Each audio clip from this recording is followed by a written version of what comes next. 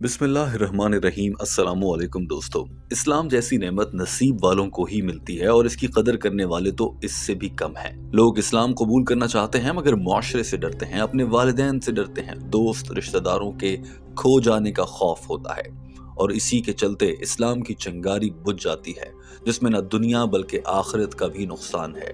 कई लोग इस्लाम कबूल करने की ख्वाहिश दिल में लिए होते हैं मगर उन्हें मालूम नहीं होता कि कैसे वो इस्लाम से मुताल्लिक लोगों के जहन बदलें, कैसे वो तमाम रिश्तेदारों का सामना करते हुए अलल ऐलान इस्लाम कबूल करें या फिर इतनी हिम्मत लाएं कि अपने चाहने वालों को छोड़कर सिर्फ इस्लाम के रास्ते पर गामजन हो जाएं। आज की वीडियो में हम आपको इस चीज से मुताल्लिक आगाही देने की कोशिश करेंगे कि कैसे लोगों के जहनों में इस्लाम से मुताल्लिक ख्यालात बदले जा सकते हैं। डॉक्टर जाकिर नाइक के इल्म की रोशनी में इस मौजू को पूरी तफसील से बयान करेंगे और अगर आपका कोई जानने वाला ऐसा है जो गैर मुस्लिम है और इस्लाम कबूल करने की ख्वाहिश रखता है मगर नहीं जानता कि अपने घर वालों को कैसे मनाए, तो इस वीडियो को लाजमी देखिए ताकि उसकी भी दुरुस्त सिमत में रहनुमाई हो सके। डॉक्टर जाकिर नाइक के सामने परीत नामी एक लड़की आई जिसने अपना नाम परीत बताया। इसने बताया कि मेरा ताल्लुक सिख मजहब से है। मेरा इस्लाम से तारुफ 1-1.5 साल पहले हुआ था जब मैंने यूनिवर्सिटी में अपने दोस्त को देखा जिसने मुझे इस्लाम से मुताल्लिक बताया और मुझे पढ़ने के लिए 2 किताबें भी दी क्योंकि मैं अपने उस दोस्त से बहुत मुतासिर हो चुकी थी। जैसे वो इस्लाम पर अमल करता था, जैसे वो नमाज पढ़ता था, जैसी वो गुफ्तगू करता था और जैसे उसका मेरे साथ रवैया होता था, मैं उससे बहुत मुतासिर हुई और इससे बहुत सवालात करती थी। उसने कहा कि तुम कुरान पाक क्यों नहीं पढ़ती, कि इसमें क्या लिखा गया है, इसका तर्जुमा पढ़ो और देखो कि इसमें तुम्हारे लिए क्या है। मैंने ऐसा ही किया और मेरा ईमान हो गया कि अल्लाह ताला ही वाहिद खुदा और हजरत मोहम्मद सल्लल्लाहु अलैहि वसल्लम अल्लाह के आखिरी पैगंबर हैं। लेकिन कुछ अरसे बाद मेरे वालिदैन को पता चल गया, वो बहुत मजहबी हैं, कट्टर सिख हैं। तो उन्हें इस चीज पर बहुत गुस्सा आया कि मैं अपने मजहब को छोड़कर दूसरा मजहब कबूल करने जा रही हूँ। तो वो मुझे गुरुद्वारा लेकर चले गए। उन्होंने मुझे दोबारा से सिख मजहब कबूल कराया। इस पर बहुत खुश नहीं थी मैं, मगर उन पर एतराज भी नहीं कर सकती थी क्योंकि वो मुझसे गुस्सा होते और मुझ पर चिल्लाते, इसीलिए मैं अपनी आवाज बुलंद नहीं कर पाई। मैंने उनका कहा मान लिया मगर दिल से मैं ऐसा नहीं चाहती थी। मैंने सिर्फ उन्हें खुश करने के लिए उनकी मान ली ताकि बात मजीद किसी बहस तक ना पहुंचे। अब मैं आपसे मशवरा लेना चाहती हूँ कि मैं अपने वालिदैन को कैसे मनाऊं कि मैं इस्लाम कबूल करना चाहती हूँ। He gave me a couple of books to read because I used to look at the way he was practicing Islam. He used to pray and his talks, the way he used to talk to me. And then after some time, I used to ask him a lot of questions. So he told me, why don't you read the Quran in the translated version? So that's what I did. So I was pretty convinced after I read the Quran that Allah is the only true God and Prophet Muhammad, peace be upon him, is the last messenger.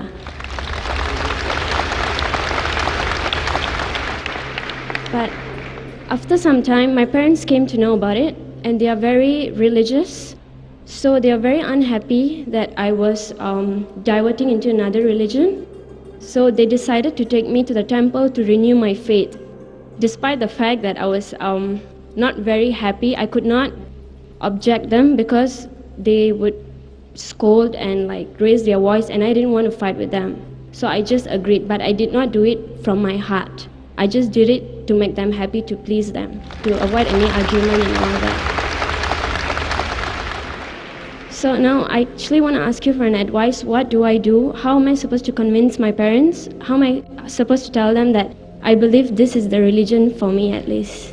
Doctor Zakir Naik ने परीत को पहले तो तसल्ली दी कि वो अपना दिल छोटा ना करे। ये मसला तो इंतहाई बड़ा है मगर इसका हल भी सादा सा है जिस पर अमल करते हुए आप अपने वालिदैन को कन्विंस कर सकती हैं कि वो आपके दिल की बात सुने और उसको समझें। डॉक्टर जाकिर नाइक ने बताया कि मेरी एक किताब है जिसका नाम है दुनिया के बड़े मज़ाहिब में खुदा का तसव्वुर। उसमें मैंने यहूदियात, ईसाईयत और हिंदू मत और इस्लाम से मुताल्लिक बात की है। इस पर मेरा एक लेक्चर भी है। अगर आप मेरा ये पूरा लेक्चर सुन लें तो उसमें सिख मजहब का नाम भी है कि ये मजहब 15 सदी के आखिर में पंजाब की सरजमीन पर बनाया गया था। इसकी तश्कील गुरु नानक साहब ने की थी। पर मजहबी स्कॉलर्स का कहना है कि ये मजहब हिंदू मत और इस्लाम का इम्तजाज है, यानी कि मिक्सचर है।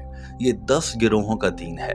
آپ سکھ مذہب کے صحیفوں کا مطالعہ کریں، اس کے ماننے والوں کو نہ دیکھیں بلکہ صرف صحیفے پڑھیں تو گرو گرنتھ میں لکھا ہے کہ وہ سچا ہے، وہ کسی کی اولاد نہیں، کوئی اس کی اولاد نہیں، وہ سب سے طاقتور ہے، ہر قسم کی ضرورت سے پاک ہے اور اس جیسا کوئی نہیں۔ یہ الفاظ گرو گرنتھ میں چابو جی کہلاتے ہیں اور یہ الفاظ قرآن پاک کی سورہ اخلاص کے ساتھ ملتے جلتے ہیں۔ تو لفظی طور پر سکھ ازم میں خدا کا تصور قرآن پاک کی سورہ اخلاص جیسا ہی ہے۔ اسی وجہ سے سکھ ازم میں انکارا کا تصور دیا جاتا ہے، یعنی ایک ہی خدا اور خدا کو بہت سے نام سے پکارا جاتا ہے۔ وہ خدا کو صاحب رحیم، کریم، وائے گرو کے نام سے پکارتے ہیں۔ وائے گرو کا مطلب ہے ایک سچا خدا۔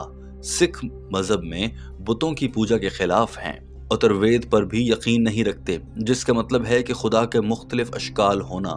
تو کتابی طور پر سکھ مت اور اسلام میں کچھ زیادہ فرق نہیں ہے، مگر عملی طور پر دیکھا جائے تو سکھ ادھر ادھر بھٹک رہے ہیں۔ They call Almighty God as Sahib, which means Lord. They also call him as Rahim, merciful. They call him as Kareem, beneficent. They call him as Vaheguru, one true God. And Sikhism is against idol worship. It's against Avatarvada, Almighty God taking forms. It's even against idol worship. So the teachings of, as far as concept of God is concerned, theoretically is quite similar. Practically, they do deviate here and there a little bit. But otherwise, as far as concept of God is concerned, it is quite similar. What my advice to you would be, you can give the translation of the Quran even to your mother and father. Doctor Zakir Naik نے پرید کو کہا کہ میری آپ کو نصیحت ہے کہ آپ نے جو قرآن پاک کا ترجمہ خود پڑھا ہے اسے اپنے والدین کو بھی دیں اور ان سے کہیں کہ وہ اس کو پڑھیں تو صحیح، اور کسی ایسی چیز کی نشاندہی کریں جو انہیں غلط لگتی ہے یا پھر انہیں سکھ ازم کے خلاف لگتی ہے۔ آپ کے جو مقصد ہے، آپ اپنے والدین کو اس حوالے سے پھر بہت زیادہ صبر کرنا ہوگا۔ یہ ایک دو دن میں ہونے والا کام نہیں، آپ کو ایک ایمان والے کی تمام ذمہ داریاں ادا کرنی ہیں۔ ڈاکٹر صاحب نے کہا کہ آپ مجھے بتائیں کہ آپ کا ایک خدا پر ایمان ہے، حضرت محمد صلی اللہ علیہ وآلہ وسلم کو مانتی ہیں، مگر یہ نہیں بتایا کہ آپ نے کبھی اسلام قبول کیا تھا یا نہیں۔ مگر یہ جو ایمان ہے یہ مسلمانوں والا ہی ہے، آپ نے اگر اسلام قبول کیا یا نہیں۔ میں آپ سے سوال کرنا چاہتا ہوں کہ آپ اسلام قبول کرنے کی خواہش رکھتی ہیں؟ پریت نے اس پر جواب دیا کہ میں اسلام قبول کرنا چاہتی ہوں، مگر اس وقت یہ ممکن نہیں، کیونکہ ابھی میرا مسئلہ یہ ہے کہ میں اپنے والدین کو کیسے اسلام کی طرف مائل کروں، کیسے ان کا دل اسلام کی طرف پھیر دوں تاکہ وہ میری خواہش کا بھی احترام کر سکیں، کیونکہ میں اپنے والدین سے کہہ چکی ہوں کہ میں اگر کوئی بھی قدم اٹھاؤں گی تو میں آپ سب کو پہلے بتاؤں گی۔ I would like to ask you, sister, that would you like to accept Islam?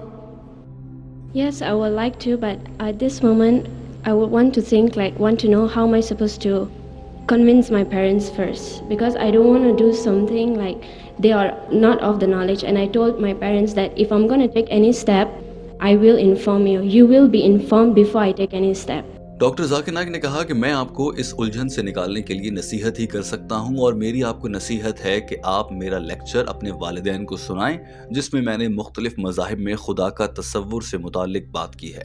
اور مجھے معلوم ہے کہ اسلام کے بارے میں بہت سی غلط فہمیاں پائی جاتی ہیں، بہت سے غیر مسلم ڈر جاتے ہیں جب وہ سنتے ہیں کہ کوئی بندہ مسلمان ہونا چاہتا ہے تو وہ اسے عجیب القابات سے نوازتے ہیں۔ کبھی کہا جاتا ہے کہ کیا تم دہشت گرد بننا چاہتے ہو؟ میں ہر ایک غیر مسلم، خاص طور پر نوجوانوں کو یہ نصیحت کرتا ہوں کہ مسلمان ہونے سے پہلے اور بعد میں آپ کے رویے میں واضح فرق آنا چاہیے۔ اسلام میں اس چیز پر پورا زور دے کر بتایا گیا ہے کہ جنت تمہاری ماں کے قدموں کے نیچے ہے، اور بہن آپ کی جنت بھی آپ کی والدہ کے قدموں میں ہے، چاہے آپ کے والدین مسلمان ہیں یا نہیں، جنت پھر بھی ماں کے قدموں کے نیچے ہی ہے۔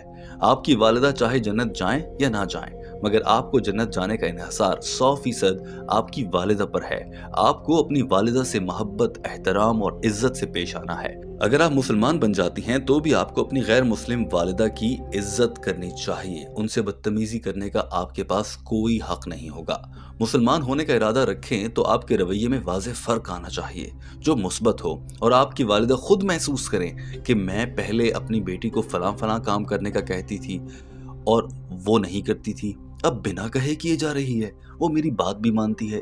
اگر پہلے آپ اچھی بیٹی تھیں، اب آپ کو بہت اچھی بیٹی بن کر دکھانا ہوگا۔ اور جب آپ کے رویے کا فرق دیکھا جائے گا تو آپ کی والدہ خود پوچھے گی کہ آخر ایسی تبدیلی کہاں سے آئی، تب آپ ان کو بتا سکیں گی کہ یہ دین اسلام کی تعلیمات ہیں جن پر میں عمل کر رہی ہوں۔ Even for you, sister, your paradise, even if your mother is a non-Muslim, paradise is there beneath the feet of your mother. Whether your mother goes to paradise or not is secondary. You understand, na? Because you have to love your mother, you have to respect your mother. That does not mean that if you become a Muslim, you have to disrespect your mother. So when your parents see the change, that fine, I used to request my daughter to do small things she never used to do. Now she's helping me, she's dabbing me, she's following my instructions. So you have to see that once you become a Muslim, there has to be a marked difference between your behavior, what was earlier and what was now. If previously you were a good daughter, now you have to be a better daughter. And when they ask you why, you say this is the teaching of the Quran, this is the teaching of the Prophet. So once they find a marked difference in your behavior, in your kindness, in your obedience, if you are following 50%, try and follow 99.9 or 100%. If you are following 90%, try and follow 100%. Only those things, what they tell you, which goes against the teaching of the Quran and teaching of Prophet Muhammad, peace be upon him, those are the only things you should abstain from. Doctor Zakir Naik نے کہا کہ اگر آپ مسلمان ہونے سے پہلے اپنے والدین کی 50% تک مانتی تھیں تو وہ آپ کو اب ان کی 99% تک بات ماننا ہوگی۔ آپ اپنے والدین کی نافرمانی صرف تب کر سکتی ہیں جب وہ آپ کو خدا، قرآن پاک اور حضرت محمد صلی اللہ علیہ وآلہ وسلم کی تعلیمات پر عمل کرنے سے روکیں، مگر تب بھی بدتمیزی کے ساتھ نہیں، بلکہ آپ کو سلجھے ہوئے انداز میں انہیں یہ سب بتانا ہے، چاہے آپ کا کوئی کام پسند ہو یا نہیں۔ اگر آپ کے والدین نے کہہ دیا تو آپ کے لیے کرنا لازم ہے۔ مثال کے طور پر آپ کی والدہ آپ سے کہتے ہیں کہ نیلے رنگ کے کپڑے پہنو، مگر آپ کو نیلا رنگ پسند نہیں، تو عام حالات میں تو آپ نیلے رنگ کا لباس نہیں پہنیں گی، لیکن مسلمان ہیں یا مسلمان ہونے کا ارادہ رکھتی ہیں تو آپ کو اپنی پسند ناپسند کو ایک طرف رکھتے ہوئے نیلا رنگ پہن لینا چاہیے، کیونکہ آپ کی والدہ کا حکم ہے اور اس سے وہ خوش ہو جائیں گی۔ آپ ان کے ساتھ اتنی اچھی ہو جائیں کہ وہ پوچھنے پر مجبور ہو جائیں کہ تمہارے اندر اتنی مثبت تبدیلی کیسے آئی ہے۔ جیسے ہی وہ پوچھیں تو ان کو بتائیں کہ یہ سب تو قرآن پاک کی تعلیمات ہیں۔ اس دوران آپ کو اپنے والدین کے ذہن سے غلط فہمیوں کو مٹانے کی بھی ضرورت ہے۔ میں نے ایک کتاب لکھی ہے، غیر مسلم کون سے سوالات سب سے زیادہ کرتے ہیں۔ اس میں ان غلط فہمیوں کا ذکر ہے جو میڈیا پر اسلام کے بارے میں پھیلایا گیا ہے۔ اگر آپ یہ کتاب اپنے والدین کو دیں تو شاید اس کو پورا نہیں تو کچھ حد تک سمجھ سکیں گے۔ ڈاکٹر صاحب نے پرید کو ایک مرتبہ پھر نصیحت بھی کی کہ کبھی بھی اپنے والدین کی نافرمانی نہ کرنا۔ قرآن پاک کی ہدایت ہے کہ اگر آپ کے والدین اللہ اور اس کے رسول کی ہدایات پر عمل کرنے سے روکیں تو تبھی آپ ان کی بات نہ مانیں، اور ایسے میں بھی ان کو بڑے احترام سے منع کریں۔